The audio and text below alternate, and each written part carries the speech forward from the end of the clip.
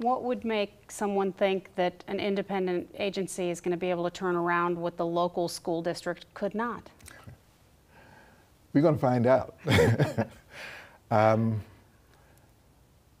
think that sometimes those people who support that approach believe that if you waive certain rules and if you loosen the structural requirements, you may be able to get some types of innovation, maybe differences in class sizes.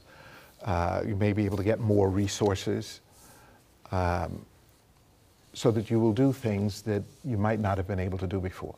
Right. It's possible that the length of day would change.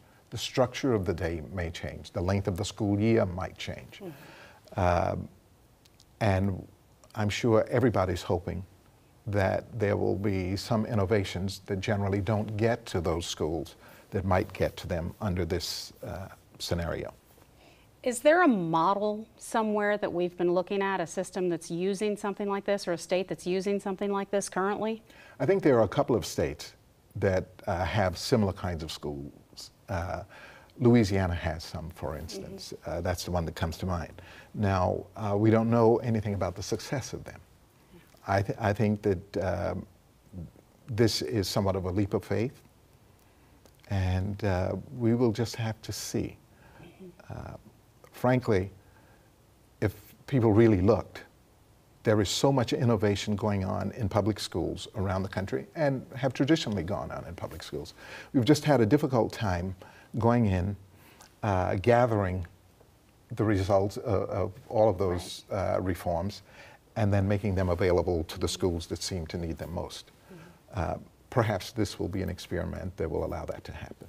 When we talk about these achievement school districts, do you know, would those teachers and students continue under the same evaluation program that the state's using, or would this independent contractor be able to evaluate them independently?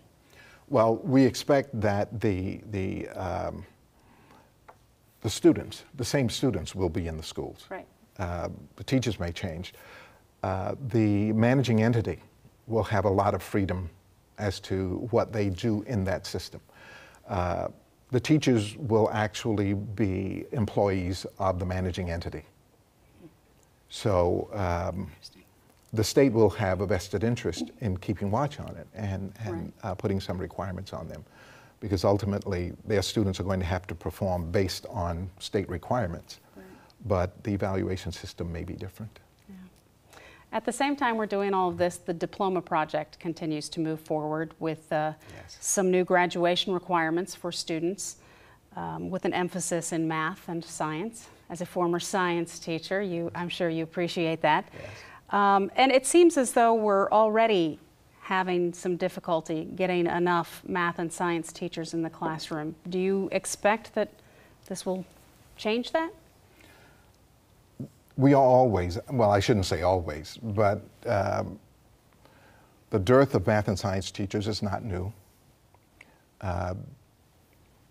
This could exacerbate it a bit, but I doubt it. Colleges and universities simply don't graduate enough math and science teachers.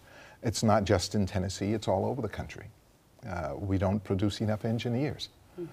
So we're going to have to find a way either to provide training for some teachers who are already in service in other areas so that they can become qualified to teach math and science, or we're going to have to find a way to attract more to the field. It's not an easy transition. It's a great need. We've got to figure out how to satisfy it. Right. How do you see the diploma project changing K through 12 education? Well, one thing, it resulted in a redesign of high school requirements. Right. Students will be required to take more math, more science, more English and social studies for that matter. We may have a period of time when the failure rate in high school students and the graduation rates may go down as the rigors of the courses increase. So I hope that the public is aware of that and is tolerant of it, because you are really going to be asking students to perform at a higher level. Let's talk briefly what you think the role of the layperson and the parent is in all of these changes. Well, parents are, first of all, students' first teachers. They teach them discipline. In many cases, they teach them study skills. When students come to school unprepared to learn, it takes quite a few years for them to catch up. And parents often feel that as their sons and daughters get into the higher grades, once they get to junior high and higher, the parents stop paying as much attention. They, in many instances, don't feel the need to show up at parent-teacher conferences. I'm going to say to every parent that they ought to ask every boy and girl every day, what did you learn today? What is your homework? They ought to call teachers. They ought to show up at open houses and parent-teacher conferences. They ought to also pay attention to the curriculum. Find out what is being taught and what is being required of students on their sons and daughters' grade levels. They may want to go on the internet or check with some of their relatives in other states to find out what kinds of things their sons and daughters are being required to do, what courses are being taken, and just in general be active participants in deciding what schools do. Even a phone call to a school, if your son or daughter knows that you're calling, will make a difference in students' performance. Sure. And we've known that for 50 years. Yeah. And one of the things that was not placed in this legislation, and really you can't legislate it, is an element of parent accountability and student responsibility. I can't express to you the importance of us making some gains in those areas. Right. TEA, with a coalition of other agencies and organizations in the state, will be having a family summit probably around April 15th. And we are hoping to come up with some ideas that would get more and more parents involved in schools. We've got just about 2 minutes left. What would you like to say to everyone out there about this? Hang on, it's going to be a bumpy ride.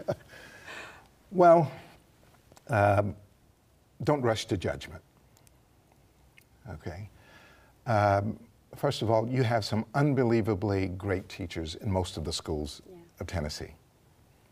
If you want to know what's going into a school and what's going on in that school, talk to a teacher, okay, or talk to a local association, as well as to the administration and school board members, but talk to a teacher, because the effective elements of education take place in a classroom between a teacher and a student. Absolutely. Okay. Some things may get worse before they get better. You're going to hear all kinds of rumors. Don't believe them. Okay. You remember the old activity of starting a conversation on this side of the room, whispering it to people. By the time it gets to the other side, it resembles nothing about the original message. Right. Same thing is going to be true of this. I think, too, that if everybody will remember that all of the participants in this have good intentions. So assume good intentions. But then take a look at it, okay? Don't underestimate how difficult it is to educate boys and girls who come from a wide variety of backgrounds. Right. And I'm not talking about as far as socioeconomics are concerned. I'm talking about just coming from different households. Parents who believe different things, go to different churches, belong to different political parties, have different friends. Okay, that makes the classroom experience very, very different for those kids. I'm afraid we're out of time. I certainly appreciate you taking time to be here during this busy time of change. If you'd like more information about the TEA, the Tennessee Education Association, or Mr. Mance, you can log on to their website at teateachers.org, and we hope you'll join us next time right here on Inside Politics, when our guest will be State Representative Mike McDonald.